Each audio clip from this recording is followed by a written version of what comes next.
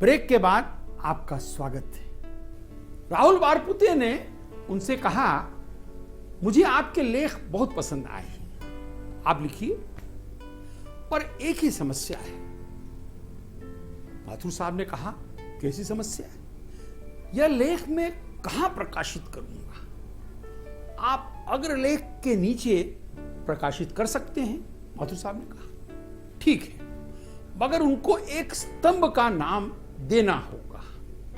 जी, मैंने सोचा है, आप अनुलेख शीर्षक दे सकते हैं। हां, यह नाम अच्छा है। 2 अगस्त 1955 से राजेंद्र माथुर नई दुनिया में अनुलेख लिखने लगे।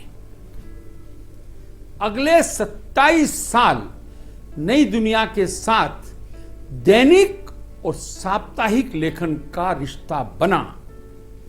राजेंद्र माथुर ने बाद में इसे याद करते हुए लिखा, वे मेरा नाम प्रतिदिन छापने को तैयार थे, मुझे यह अश्लील लगा।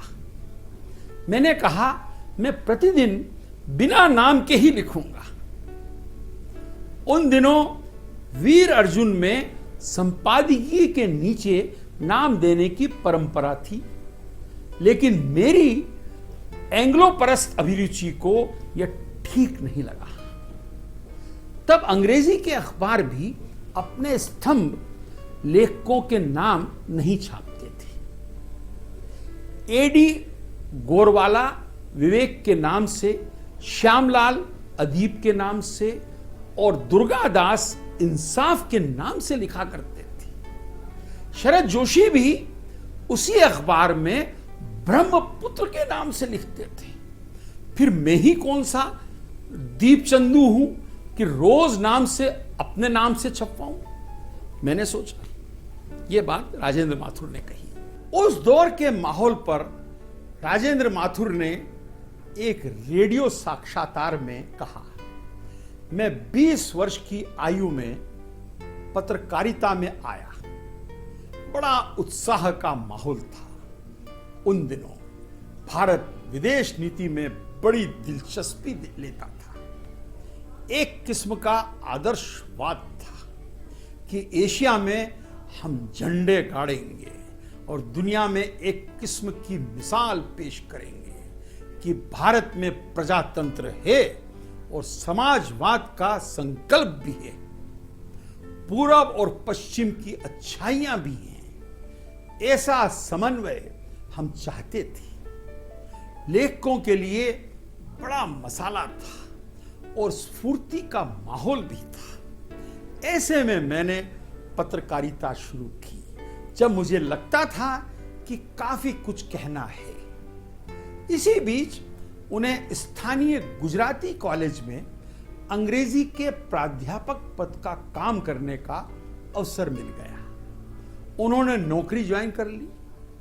अब पत्रकारिता और शिक्षण साथ साथ चल रहे थे। शीघ्र ही उनकी ख्याति अंतरराष्ट्रीय विषयों के जानकारों के रूप में फैल चुकी थी। वे अपने छात्रों को विदेश नीति और समसामयिक मसलों पर समझाते तो क्लास में सुई पटक सन्नाटा रहता था। उनके छात्र रहे जाने माने समाजसेवी राजेंद्र कोठारी ने अपने संस्मरण में लिखा है, वे विलक्षण प्राध्यापक थे, हमें अंग्रेजी पढ़ाते थे। हाई स्कूल पास करके जैसे ही मैं कॉलेज पहुंचा तो माथुर साहब को अपना प्रिय शिक्षक बना लिया। लेकिन हमारे छात्र और शिक्षक के रिश्ते में कहीं अध्यापक का डर कहीं से बीच में आकर बैठ गया। मेरी उपस्थिति अनुपस्थिति का अंदाज उन 60-70 विद्यार्थियों में भी माथुर साहब को हमेशा रहता था। अक्सर ऐसा भी हुआ कि मैं उनकी क्लास से किसी दिन गायब हुआ तो अगले दिन माथुर साहब ने घर आकर क्लास में नहीं आने का कारण पूछा। वे एक एक छात्र पर पैनी नजर रखते थे। उनसे केवल अंग्रेजी ही सीखने को नहीं मिलती थी, बल्कि देश दुनिया में जो भी घट रहा होता था वो सब आप उनसे जान सकते थे। वे चलते फिरते एनसाइक्लोपीडिया थे। उनकी क्लास में अन्य विषयों के छात्र भी आया करते थे। ऐसी लोकप्रियता किसी अन्य शिक्षक की हमने कभी नहीं देखी थी। 1955 से 1970 तक राजेंद्र माथुर ने लिखा और खूब लिखा। राष्ट्रीय और अंतरराष्ट्रीय मसलों पर उनके लेख वैचारिक स्तर पर पाठकों को झिंझोड़ देते थे।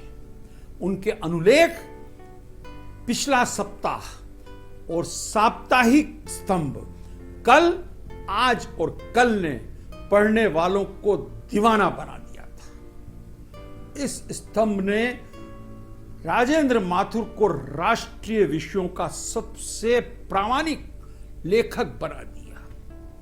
वे जिन तर्कों के सहारे अपनी बात कहते थे वह अकाट्य और सीधे असर करने वाली होती थी। इसी बीच 1964 में उनका विवाह हो गया।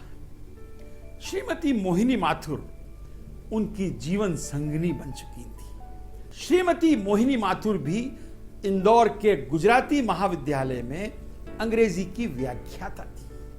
विवाह के कुछ समय बाद ही नई दुनिया में राजेंद्र माथुर का नया साप्ताहिक स्तंभ पिछला सप्ताह नाम से शुरू हो गया। इसी बरस दिवाली के अवसर पर समाचार पत्र ने कश्मीर केंद्रित एक खास अंक प्रकाशित किया।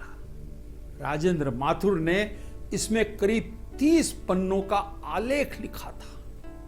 आजाद भारत में पहली बार कश्मीर पर किसी भी समाचार पत्र ने इतनी प्रामाणिक और ऐतिहासिक सामग्री समग्र रूप से प्रकाशित की थी।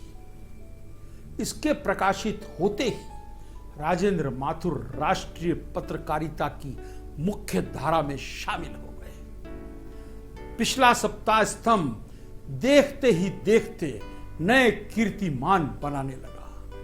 पाठक उसमें उठाए गए मसलों और उनके विश्लेषण पर पूरे सप्ताह चर्चा करते थे।